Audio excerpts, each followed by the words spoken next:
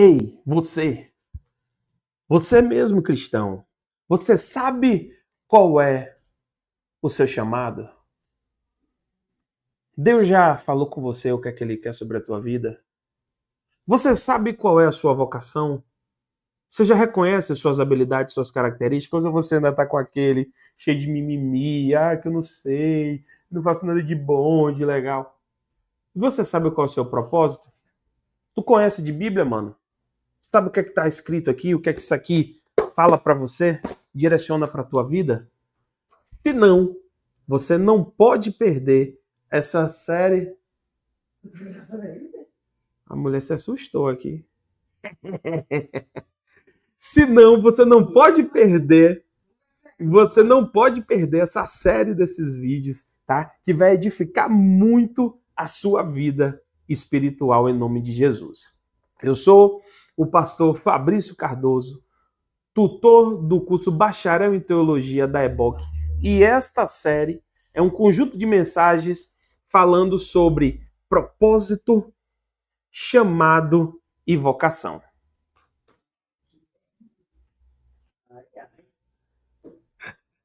Pastor Heloísa, a gente chegou aqui no meio do vídeo, interrompendo aqui na gravação, mas vamos nessa, não vou cortar não. Vamos lá. Nós entendemos nos vídeos anteriores, no vídeo número 1 e no número 2, o que é vocação, o que é chamado e o que é propósito.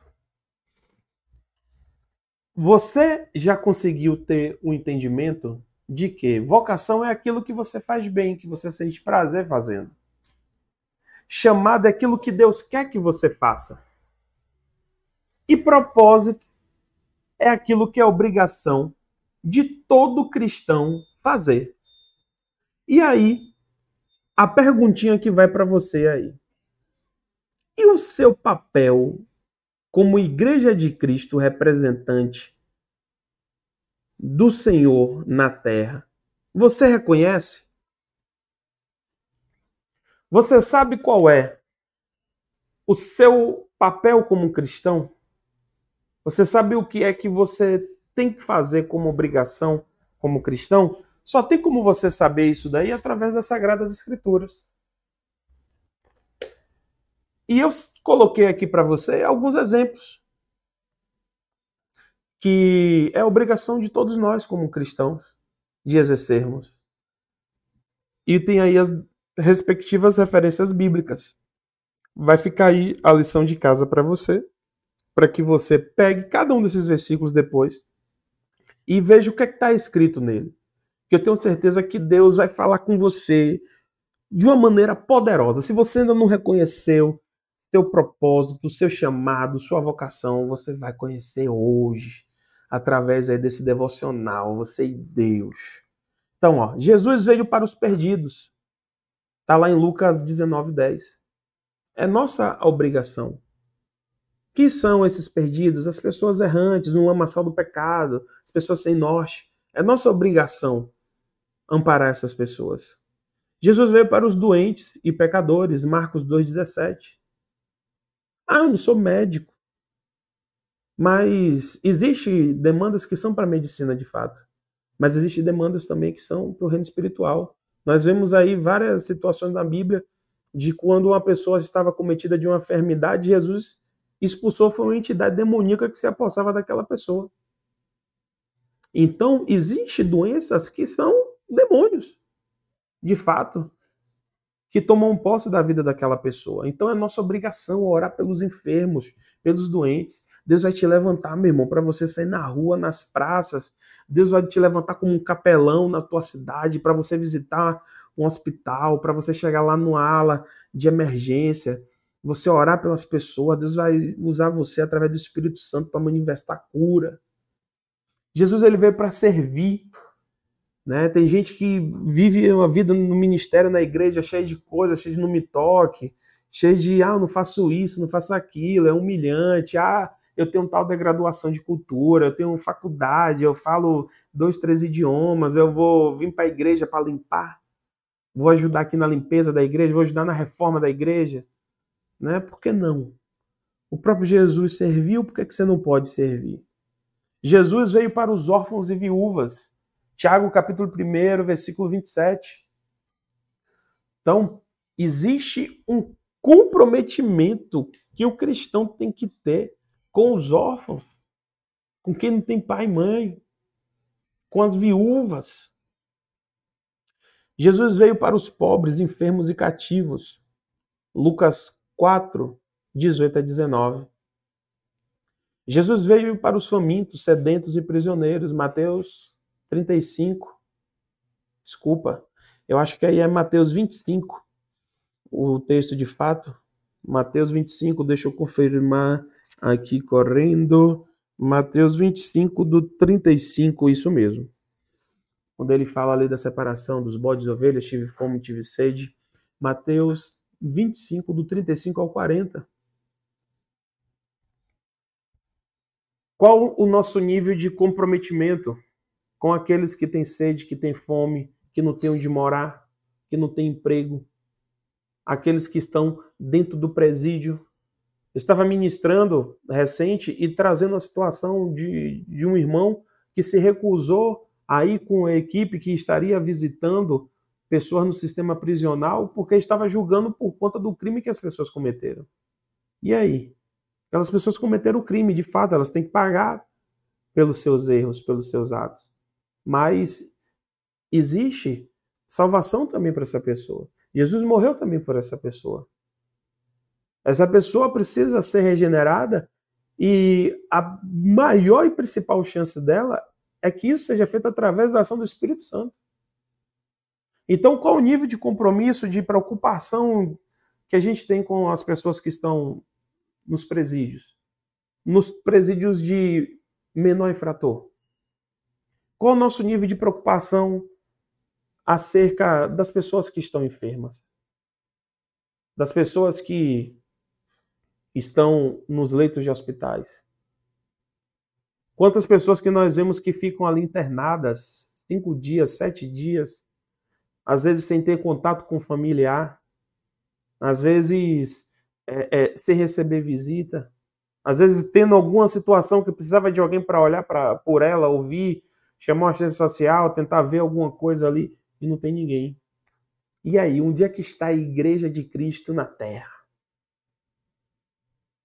Então, o propósito de Deus está relacionado a tudo isso.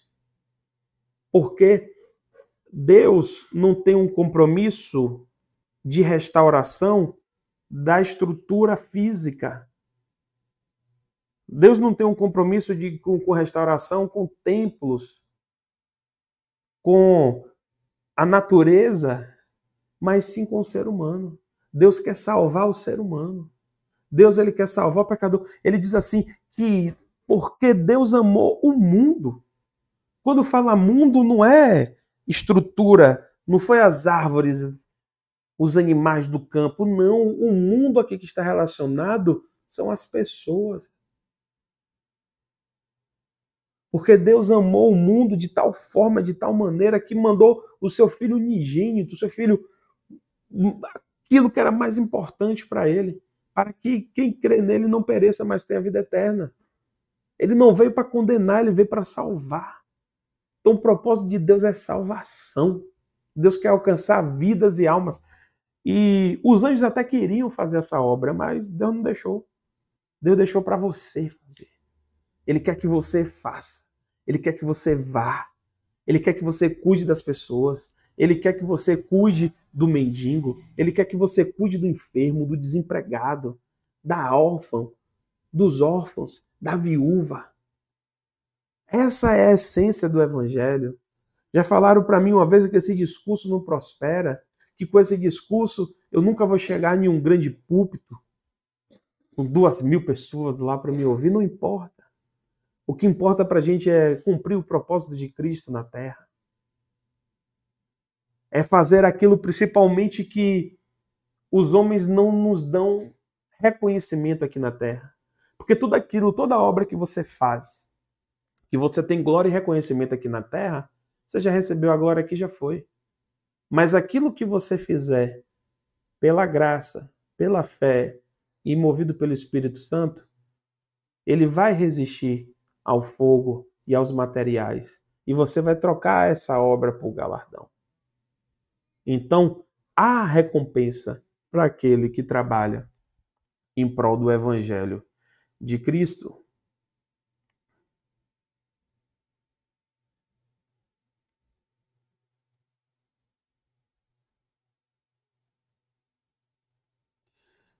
Espera aí que eu me perdi aqui um pouco no slide, mas já está chegando aí.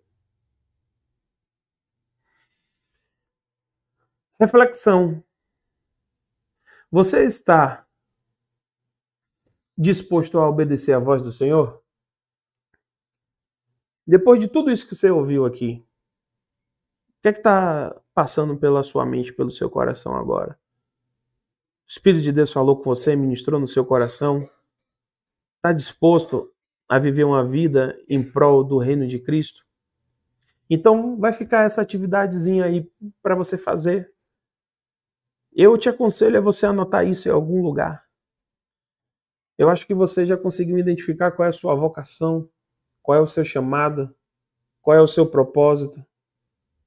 Então, identifique aí, converse isso com alguém, converse com seu pastor, com sua esposa, com seus filhos, converse com um cristão experiente, pergunte a ele como foi que ele fez para entender qual era a vocação, qual era o chamado, qual era o propósito, como foi que ele conseguiu entender as habilidades que ele tinha e como ele conseguiu relacionar isso com o reino de Deus, como foi que ele entendeu, como foi que ele ouviu a voz de Deus para entender qual era o seu chamado e de que forma que a gente pode, que você pode conhecer mais da palavra de Deus, das Sagradas Escrituras, para entender qual é o propósito de Deus sobre a tua vida, de como que você pode auxiliar o propósito de Cristo, que é salvação, e como que você pode servir como um condutor do Espírito Santo sobre a tua geografia, sobre as pessoas que você convive, seus familiares, seus colegas de trabalho, de escola, de faculdade, seus vizinhos. Então, qual é a sua vocação? O que é que você tem de características positivas e que pode servir ao reino de Deus? Qual é o seu chamado? O que é que Deus tem de expectativa para você, para que você faça? E o quanto que você conhece das Sagradas Escrituras, das obrigações do reino? Eu tem algumas aqui para você. Só algumas, mas existem várias. Mas o principal está relacionado ao propósito da salvação.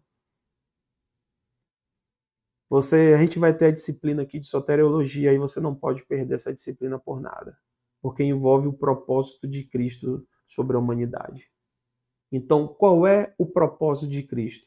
O que é que Cristo vai usar você para conseguir cumprir o propósito de salvação dele sobre a terra?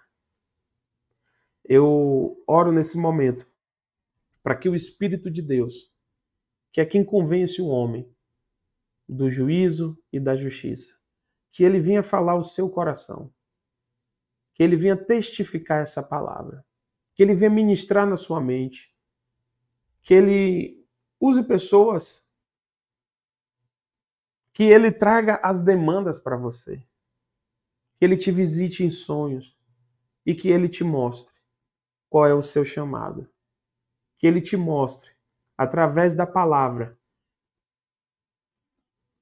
Ele pode ter uma experiência individual contigo e te mostrar o chamado, mas o propósito você precisa se dedicar para estudar a palavra, para você entender a cada dia mais esse propósito. E se você entender o chamado e o propósito, você vai entender bem qual é a sua vocação, o que é que você é apto para fazer em prol do reino. Então, amados, que este conteúdo tenha abençoado a sua vida, que venha dar um norte ministerial sobre a tua vida, a tua casa, a tua família. E não perca a nossa sequência de mensagens. Nós vamos falar nas próximas mensagens sobre os 5 ministérios, conforme está lá em Efésios 4:11. Fala sobre o ministério apostólico, sobre o ministério profético, evangelístico, pastoral, de mestres. Nós vamos falar sobre departamentalização da igreja. Dentro desses ministérios, quais são os departamentos que ajudam esses ministérios a executar? Vocês vão entender aqui que a igreja só é ativada através da função dos 5 ministérios. Nós vamos falar aqui também sobre os cargos. Né? Será que esses cargos que a gente vê aí têm base bíblica, têm relação bíblica? Né? Quais são os cargos que a gente encontra de base no Novo Testamento? Né? Vamos falar sobre a diaconia, o presbitério, o evangelista, né? A função, o que é de fato a função do pastor, do bispo, do apóstolo, do diácono, do presbítero, do evangelista. Então tem muita coisa bacana, tem muita coisa de Deus. Então não perca a nossa série de mensagens, dá um joinha aí, dá um legal nesse vídeo. Se você não é inscrito ainda, se inscreva no canal e compartilhe pelo menos com uma pessoa. Se esse conteúdo te abençoou, mande pelo menos para uma pessoa, para que você abençoe a vida dela também. Muito obrigado por ter chegado até aqui, continue nos acompanhando e até o próximo vídeo. Graça e paz.